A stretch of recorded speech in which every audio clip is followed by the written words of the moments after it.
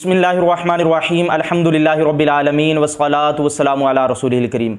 हज़रात मोहतरम, ये शाबान का महीना है और 15 शाबान की रात यानी शब बारात में लोग सलातुत तस्बीह का एहतमाम करते हैं। ये सआदत की बात है क्योंकि सलातुत तस्बीह ये नफल नमाज़ों में से है और बुखारी शरीफ में हदीस कुदसी है जिसका मफ़हूम ये है, अल्लाह ताला फरमाता है कि मेरा बंदा नवाफिल के ज़रिए मेरे करीब होता रहता है हत्ता अहबब्तुहु, यहाँ तक कि मैं उसे अपना महबूब बना लेता हूँ। तो नवाफिल के ज़रिए इंसान को अल्लाह का कुर्ब मिलता है। और सलातुत तस्बीह की तरगीब नबी करीम सल्लल्लाहु ताला अलैहि वसल्लम ने अपने चचा को दी और उनको ये फरमाया कि चचा, अगर हो सके तो रोज़ाना इस नमाज को अदा करना, अगर ना हो सके तो जुमा में एक मरतबा अदा करना, और अगर ना हो सके तो महीने में एक मरतबा अदा करना, और अगर इतना भी ना हो सके तो साल में एक मरतबा सलातुत तस्बीह को अदा करना। ये जामे तिरमिज़ी के अंदर मौजूद है। सलातुत तस्बीह पढ़ने के मुतालिक रिवायात मुख्तलिफ हैं, यानी रिवायात में सलातुत तस्बीह पढ़ने के मुख्तलिफ तरीके बयान किए गए हैं। अहनाफ उन रिवायात में से हज़रत अब्दुल्लाह बिन मुबारक रदियल्लाहु ताला अन्हु की रिवायत पर अमल करते हैं जो कि जामे तिरमिज़ी के अंदर मौजूद है। ये जामे तिरमिज़ी इसकी जिल्द 1 है और इसका सफ़ा नंबर 221 है और हदीस नंबर 465 है। अबू वहब कहते हैं, सअलतु अब्दुल्लाह इब्न मुबारक, मैंने हज़रत अब्दुल्लाह बिन मुबारक रदियल्लाहु ताला अन्हु से सवाल किया, अनिस सलातिल्लती युसब्बहु फीहा, उस नमाज के मुतालिक जिसमें तस्बीह कही जाती है। यानी सलातुत तस्बीह के मुतालिक मैंने हज़रत अब्दुल्लाह बिन मुबारक से सवाल किया। ये वो इमाम है जिनकी रिवायतें सियाह सित्ता के अंदर मौजूद हैं। तो उन्होंने कहा युकब्बिरु, यानी जो बंदा सलातुत तस्बीह पढ़ना चाहता है उसका तरीका क्या है कि वो तकबीर कहेगा, अल्लाहु अकबर कहकर हाथ बांध लेगा। सुम्मा यक़ूलु सुब्हानकल्लाहुम्मा व बिहम्दिका व तबारकस्मुका व तआला जद्दुका व ला इलाहा गैरुक, फिर सना पढ़ेगा और सना पढ़ने के बाद क्या करेगा, सुम्मा यक़ूलु खम्सा अशरता मर्गतन सुब्हानल्लाहि वल्हम्दुलिल्लाहि व ला इलाहा इल्लल्लाहु वल्लाहु अकबर, फिर 15 मरतबा ये तस्बीह पढ़ेगा। कौन सी? सुब्हानल्लाहि वल्हम्दुलिल्लाहि व ला इलाहा इल्लल्लाहु वल्लाहु अकबर। सुम्मा यतअव्वज़ु, फिर तावुज़ यानी औज़ु बिल्लाहि मिनश शैतानिर रजीम पढ़ेगा। व यक़रअु बिस्मिल्लाहिर्रहमानिर्रहीम, और बिस्मिल्लाहिर्रहमानिर्रहीम पढ़ेगा।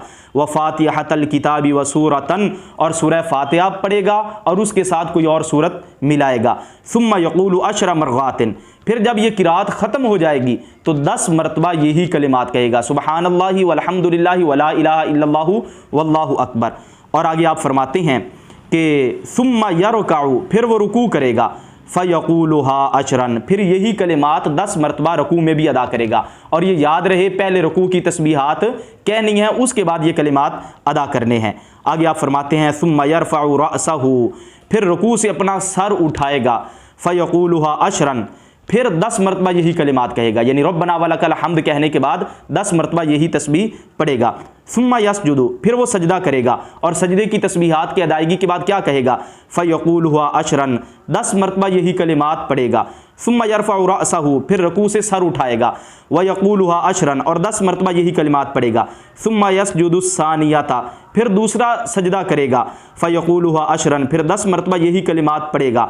युसल्ली अरबा रकातिन अला हाज़ा, हज़रत अब्दुल्लाह बिन मुबारक फरमाते हैं कि इसी तरतीब पर वो 4 रकात अदा करेगा, 4 रकतें उसने पढ़नी है। फ़ज़ालिका खम्सुम व सबऊन तस्बीहतन फ़ी कुल्लि रकातिन, तो ये एक रकात में 75 तस्बीहात हो गई। 75 तस्बीहात एक रकात में हो गई और 4 रकतों में कितनी बनेंगी? 4 रकातों में ये टोटल 300 तस्बीहात बन जाएंगी। आप फरमाते हैं यबदउ फ़ी कुल्लि रकातिन, हर रकात में वो इब्तिदा करेगा बिखम्सा अशराता तस्बीहतन, 15 तस्बीहात से, यानी हर रकत के शुरू में 15 तस्बीहात पढ़ेगा और बाद में 10-10 तस्बीहात पढ़ेगा। इस तरह सलातुत तस्बीह की नमाज जो है वो अदा की जाएगी। अब मैं इसका एक मुख्तसरन तरीका फिर अर्ज कर देता हूँ, यानी जब कोई अकेला पढ़ना चाहता है या जमात के साथ पढ़ना चाहता है, अल्लाहु अकबर कहकर हाथ बांध लेगा, उसके बाद सना पढ़ेगा, फिर 15 मरतबा सुब्हानल्लाहि वल्हम्दुलिल्लाहि व ला इलाहा इल्लल्लाहु वल्लाहु अकबर ये कलिमात पढ़ेगा। उसके बाद जो है औज़ु बिल्लाह बिस्मिल्लाह सूरह फ़ातिहा और सूरत मिलाएगा और उसके बाद फिर 10 मरतबा यही कलिमात कहेगा, फिर रुकू में जाएगा, रुकू की तस्बीहात कहेगा और फिर 10 मरतबा यही कलिमात पढ़ेगा और फिर रुकू से सर उठाएगा, समी अल्लाहु लिमन हमिदा, और मुक्तदी रब्बना वलकल हम्द या रब्बना लकल हम्द दोनों रिवायतें आती हैं। ये लफ्ज़ पढ़कर उसके बाद 10 मरतबा यही कलिमात पढ़ेंगे, फिर उसके बाद सजदे में जाएगा। सजदे की तस्बीहात कहकर 10 मरतबा यही कलिमात पढ़ेगा, फिर सजदे से सर उठाएगा, जलसा करेगा, उसमें भी 10 मरतबा यही कलिमात पढ़ेगा, सुबहान अल्लाह वल्हम्दुलिल्लाहि वला इलाहा इल्लल्लाहु वल्लाहु अकबर। फिर दूसरा सजदा करेगा और उसमें सजदे की तस्बीहात पढ़ेगा, और सजदे की तस्बीहात पढ़ने के बाद फिर 10 मरतबा सुबहान अल्लाहि वल्हम्दुलिल्लाहि वला इलाहा इल्लल्लाहु वल्लाहु अकबर ये कलिमात अदा करेगा। इस तरह एक रकत में ये 75 मरतबा हो गए। जब दूसरी रकत में खड़ा होगा फिर यूं ही करेगा कि शुरू में 15 मरतबा ये तस्बीह कहेगा, फिर उसके बाद आगे अल्हम्दुलिल्लाह, और उसके बाद जो है वो सूरत मिलाएगा, यानी कि रात बाद में करेगा, 15 मरतबा पहले पढ़ेगा और इसी पहली रकत की तरतीब पर जो है वो पढ़ेगा। अब इसके बाद जब वो कादा उल्ला में बैठेगा तो उसमें यौमा यक़ूमुल हिसाब तक तशहुद पढ़ेगा या अब्दुहु व रसूलु तक पढ़ेगा। तो चूंकि ये नवाफिल हैं और नवाफिल में यौम यक़ूमुल हिसाब तक तशहुद पढ़ना ये बेहतर होता है, यानी सुन्नत गैर मुक़द्दा में भी और नवाफिल में भी ये अलग शुफ़े जो हैं वो शुमार किए जाते हैं।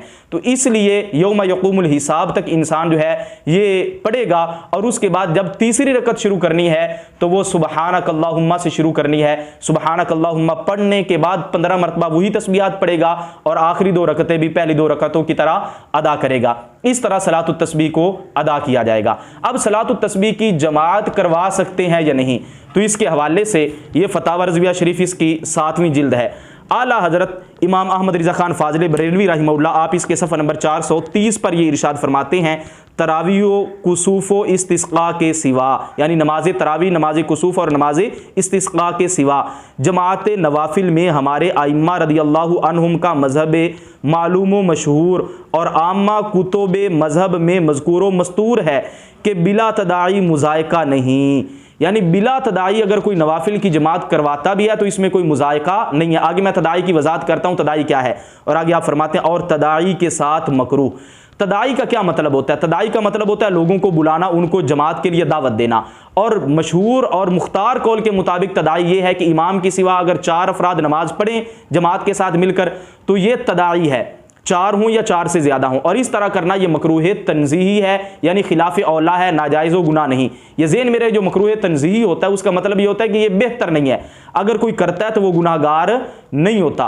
तो अब ये मकरूह तंज़ीही है अगर तदाई के साथ नवाफिल की जमात करवाई जाए, और अगर तदाई के बगैर करवाई जाए यानी 2 अफराद मिलकर जमात करवा लें या 3 अफराद मिलकर जमात करवा लें, तो इस तरह नवाफिल की जमात करवाना ये बिल इत्तेफाक मकरूह नहीं है।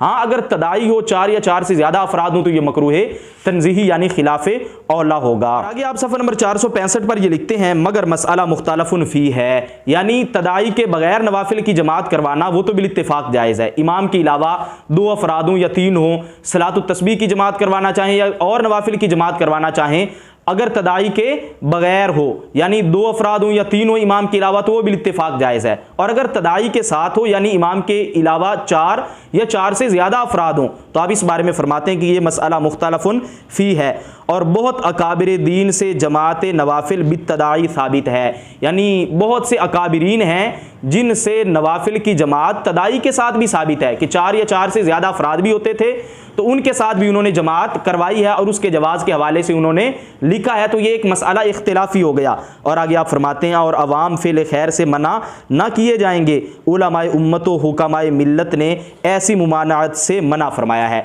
यानी आप फरमाते हैं कि ये हुक्म ख़ास लोगों के लिए, आम लोग जमात के साथ भी पढ़ना चाहें तो उनको मना ना किया जाए। और आगे आप फरमाते हैं सफ़ा नंबर 466 पर, मगर अवाम में ये फतवा ना दिया जाए, यानी ये जो तदाई के साथ जमात को मकरूह तंज़ीही कहा गया खिलाफ औला, तो आप फरमाते हैं अवाम के अंदर ये फतवा ना दिया जाए। क्यों? ताकि नेकियों में उनकी रग़बत कम ना हो, यानी ये जमात के साथ अगर कोई तदाई के साथ भी पढ़ता है गुनाह तो है नहीं, तो इसलिए सिर्फ खिलाफ औला है, तो खिलाफ औला की वजह से लोगों को नेकियों से नहीं रोका जाएगा। आप आगे फरमाते हैं ताकि नेकियों में उनकी रग़बत कम ना हो।